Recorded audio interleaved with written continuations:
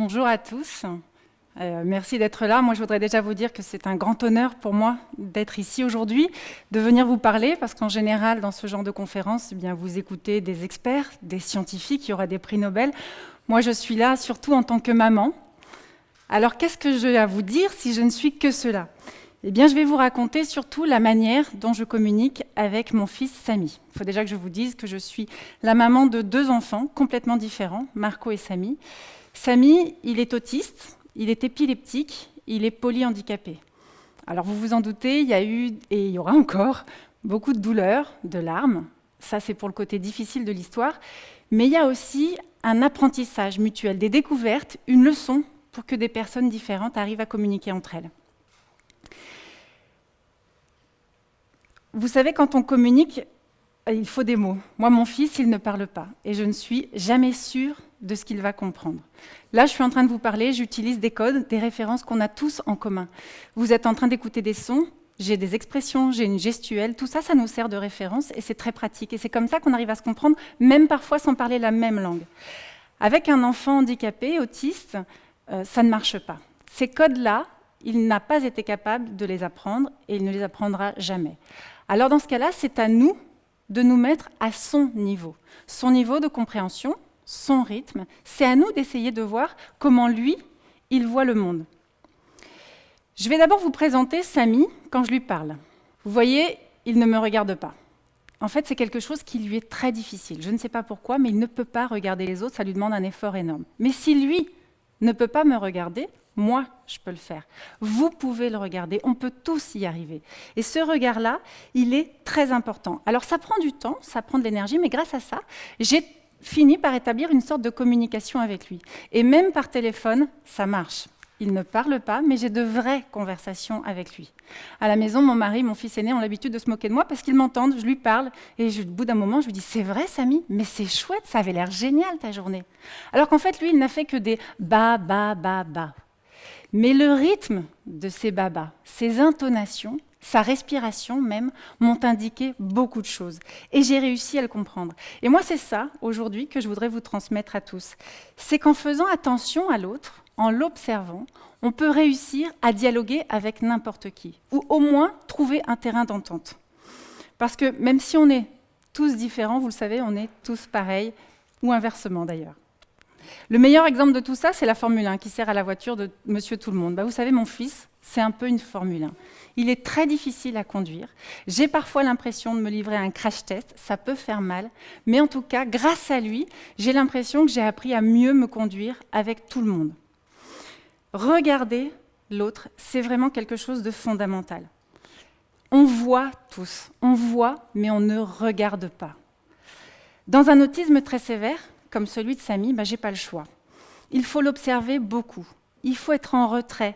Il faut que j'attende des signes de sa part qui me disent « Ok maman, tu peux y aller. Là, maintenant, tu peux entrer en interaction avec moi. » Et à chaque fois, ce moment d'attente va m'apprendre énormément. Vous savez, quand je rentre dans la chambre de mon fils, il n'habite plus avec moi, je vais le voir tous les 15 jours, je ne rentre jamais subitement dans sa chambre et je ne me jette pas sur lui pour l'embrasser alors que j'en meurs d'envie. Eh bien, je n'ai pas le choix. Je commence simplement par manifester ma présence. J'ouvre la porte, je me montre. J'utilise ou le son ou l'image. Jamais les deux en même temps, il n'est pas capable d'appréhender les deux. Quand au bout d'un moment, il a mon image, j'ajoute le son. Et là, je vais lui dire toujours la même phrase. « Bonjour mon amour, c'est maman, je suis là. » Toujours la même parce que c'est un repère pour lui. Et puis j'attends encore. Et c'est seulement quand il est prêt que je vais enfin m'avancer. Et en fait, tout ce temps d'observation, moi, je vais pouvoir décrypter chacune de ces expressions.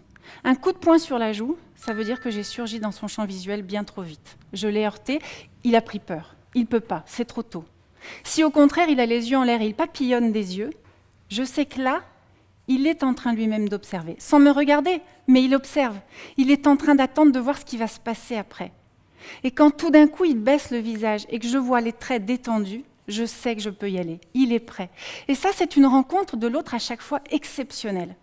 Ce regard-là, il est fondamental. C'est un mode de communication, c'est sûr, qui nécessite de mettre tous ses sens en alerte.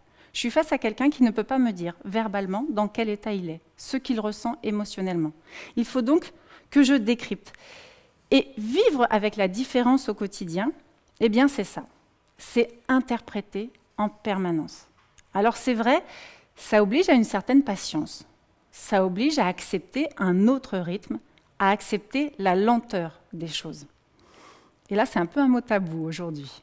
On a complètement oublié de prendre notre temps. On est tous en train de courir partout, entre le travail, les enfants, la vie quotidienne, on n'arrête pas. Et on n'a plus jamais le temps. Mais nous, parents enfants handicapés, on n'a pas le choix finalement. On est obligé de se soumettre à un autre rythme tout le temps. On est obligé de prendre ce temps-là. Et ce temps-là, eh bien finalement, il nous apprend aussi à écouter les autres, y compris les personnes normales, et c'est très très bien. En fait, je suis sûre que vous-même tous, vous aimeriez être mieux regardés, mieux compris. D'ailleurs, on le voit tous les jours. Vous prenez des photos et vous les mettez sur les réseaux sociaux. Vous exprimez vos vécus, vos ressentis et vous assommez tout le monde de photos. On le fait tous. Mais pourquoi ? Parce que vous voulez qu'on vous regarde. Mais vous savez comment ils font les gens qui vous regardent sur ces réseaux sociaux ? Ils scrollent. Ça va à toute vitesse, le temps d'attention qu'ils vous accordent. En moyenne, la durée d'attention de quelqu'un sur ces réseaux, elle est de 8 secondes. C'est fou, non ? 8 secondes. En 2000, elle était de 12 secondes. Et pour information, la durée d'attention moyenne d'un poisson rouge, elle est de 9 secondes. C'est ça que vous venez d'apprendre que vous ne valez pas mieux qu'un poisson rouge. Je suis désolée, ça fait mal, mais c'est la réalité. En fait, personne ne vous regarde vraiment. Alors que prendre le temps, mais même le temps de s'asseoir, de regarder l'autre, lui accorder un moment pleinement, ça va tout changer. Ce qui est étonnant, c'est qu'on le fait tous très spontanément avec nos enfants tout petits. Vous vous accroupissez à leur hauteur pour leur parler. Et puis, curieusement, quand ils grandissent, nous, on reste de haut, on les regarde et on leur parle de haut. C'est bizarre. Et en fait, tout ce qu'on fait dans le monde du handicap, c'est ça qui est intéressant, c'est que finalement, ça s'adapte à tout le monde. Au quotidien, d'ailleurs, c'est très simple, vous le voyez, les trottoirs bateaux, ça a été fait pour les fauteuils roulants. Tous les jeunes parents sont ravis de les avoir pour pousser la poussette de leur enfant. C'est donc très important de se mettre à leur niveau, et puis c'est important aussi de savoir tenir, respecter une certaine distance. Vous savez, on a toujours une impression un petit peu désagréable quand quelqu'un vient vous parler d'un peu trop près, comme ça, instinctivement on recule, il a envahi notre sphère intime. Eh bien, il faut utiliser vraiment votre empathie, votre capacité à vous mettre à la place de l'autre. On n'envahit rien tant que l'autre n'en est pas capable. Je connais une femme formidable, elle est totalement à l'aise avec son corps. Alors elle se balade à moitié nue chez elle. Et un jour, je lui faisais remarquer que quand même, il y avait sa femme de ménage qui était là. Et elle, sa réaction spontanée, ça a été de me dire « c'est pas grave, ça me gêne pas ». Mais c'était la femme de ménage qui était gênée. Et ça, elle n'y avait même pas pensé. Et en fait, on ne peut pas agir avec tout le monde de la même manière. On est tous différents. C'est très important. Vous, vous êtes normaux, disons pas aussi différents que mon fils Samy. Mais vous êtes tous différents. Vous avez tous vos singularités, vos talents, vos failles, vos propres rythmes. Et on devrait tous être capables de les respecter. C'est chouette, il faudrait profiter de toutes ces différences. Et en fait, on passe notre temps à tout normaliser. Et ça ne fonctionne pas pour bien vivre ensemble. Alors c'est vrai que ce serait facile si on pouvait avoir une sorte de mode d'emploi qui nous servirait à comprendre les uns et les autres, qu'on n'aurait plus qu'à suivre, tout simplement. Eh bien non, désolé, ça n'est jamais facile. Parce que le mode d'emploi que vous croyez avoir trouvé pour quelqu'un à l'instant T, eh bien le lendemain, il ne sera pas forcément valable. Moi, avec mon fils, je passe ma vie à l'observer et à me dire « ça y est, j'ai compris pourquoi là, maintenant, il met son bras comme ça, il s'apprête à se taper. » Ou « j'ai compris pourquoi il regarde comme ça et qu'il bouge. » Et je suis hyper fière. Le lendemain, ça ne marche plus du tout. Je recommence tout à zéro. Et il faut à nouveau que je prenne le temps de l'observer, de décrypter et d'interpréter. Ça veut dire que je peux me tromper, mais en tout cas, il faut essayer. Je n'ai pas le choix. Et c'est ça, vivre avec la diversité des uns et des autres, c'est faire preuve de souplesse, tout le temps. Et puis, c'est oser dire qu'on ne sait pas. Et ça, c'est pas facile. On a tous un peu d'orgueil et on a du mal à le faire. Dans les familles avec autistes, on a souvent constaté qu'il y avait des différences dans le reste de la fratrie. J'y ai pas échappé. J'ai 2 fils, ils sont complètement différents. Mon aîné, il est précoce, hypersensible. C'est pas facile à vivre en fait, parce qu'il est différent. En plus, il est ado, c'est un âge où on veut être comme tout le monde. Moi, je me retrouve avec 2 enfants complexes qui ne réagissent pas du tout de la même manière. Heureusement, je me suis arrêtée à 2. Je ne sais pas ce que j'aurais fait avec un troisième. En tout cas, je navigue, moi, entre deux enfants qui attendent des choses de leur mère que je ne suis pas toujours en mesure de leur donner, ni capable d'ailleurs de leur donner. J'ai du mal à comprendre le dernier, j'ai du mal parfois à comprendre mon aîné. Et c'est le moment où il faut que je sois capable de leur dire « là, je ne peux pas, je ne sais pas, je ne comprends pas. Je ne sais pas comment faire, j'en suis désolée, mais si tu veux bien, on va chercher ensemble. » Ça rend très humble, et puis ça rend très proche aussi finalement, parce qu'on avance ensemble. Mais il faut parfois que je sois capable de dire à mon fils aîné, tu es plus intelligent que moi, tu as des moyens que je ne possède pas, là, je ne comprends pas où tu veux en venir. Honnêtement, je n'y arrive pas. Il faut savoir accepter ses limites, il faut savoir les dire, et je pense qu'il n'y a vraiment pas de quoi s'énerver ni se faire la guerre. En étant très différents et en disant je n'y arrive pas, on peut y arriver, à fonctionner en tout cas ensemble. Alors ce qui est très drôle et assez intéressant finalement, c'est qu'à force de vivre entre ces deux êtres complètement différents, j'ai pris l'habitude de trouver des excuses à tout le monde dans le quotidien.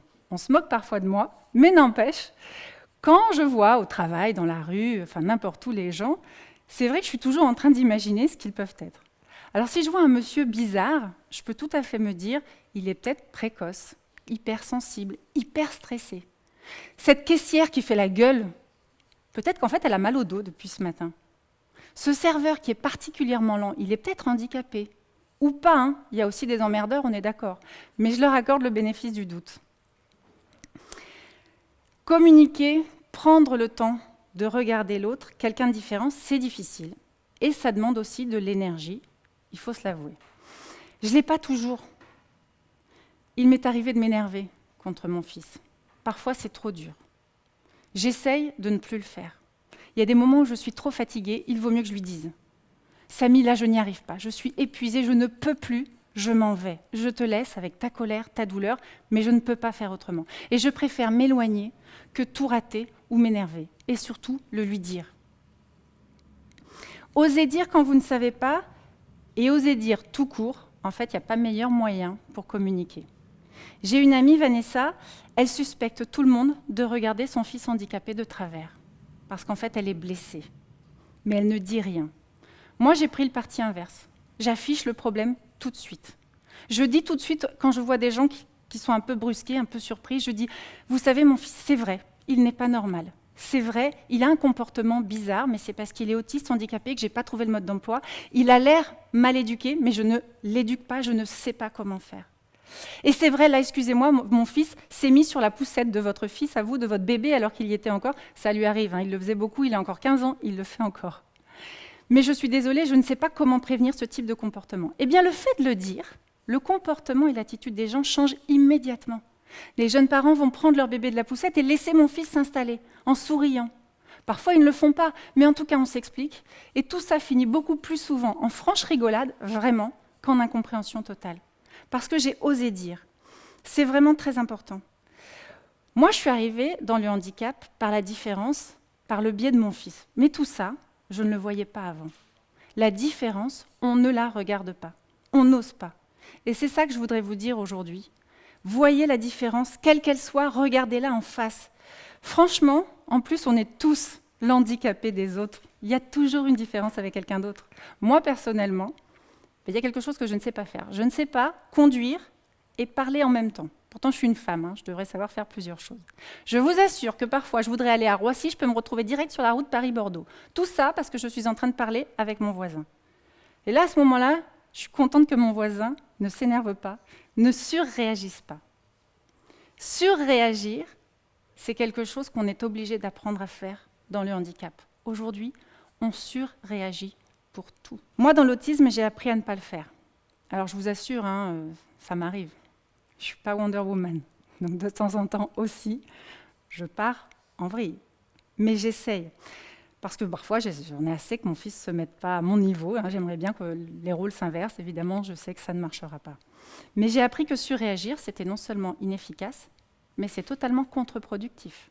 Si je m'énerve contre mon fils, il va s'énerver 10 fois plus, il va me pourrir ma journée, il va me pourrir ma nuit, je serai crevée, et le lendemain, on rentre dans un cercle infernal direct.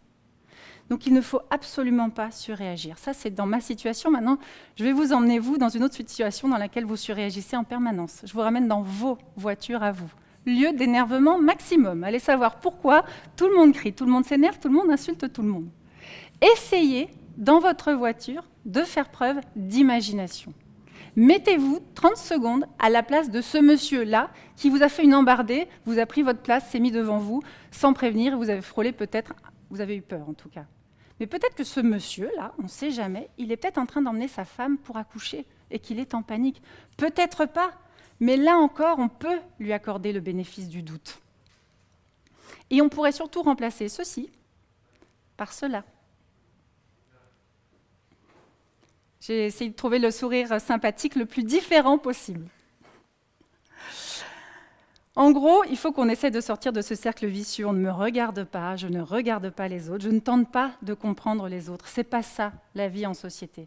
Alors que vous le savez bien, dans le fond, si vous souriez aux autres, les autres vont vous sourire. Si vous les regardez, si vous vous intéressez à eux, ils vont s'intéresser à vous. C'est l'effet miroir. On m'a demandé de donner mon avis sur le monde de demain. Moi, je suis à la fois très optimiste et très inquiète. Alors, je suis optimiste parce que c'est ma nature et que je pense qu'il y a plein de bonnes choses en chacun de nous. Je suis inquiète parce qu'on vit tous dans nos petits mondes, parfois même très, très petits. Mais je pense que dans le fond, il ne faudrait pas grand-chose pour qu'on y arrive tous ensemble. On ne profite pas de la diversité dans un groupe. C'est vraiment dommage. Le groupe pourrait être génial si on acceptait la différence, si on additionnait au lieu de soustraire. Je vous remercie de m'avoir écouté, de m'avoir regardé, et je vous suggère de faire la même chose tout le reste de la journée. Merci beaucoup.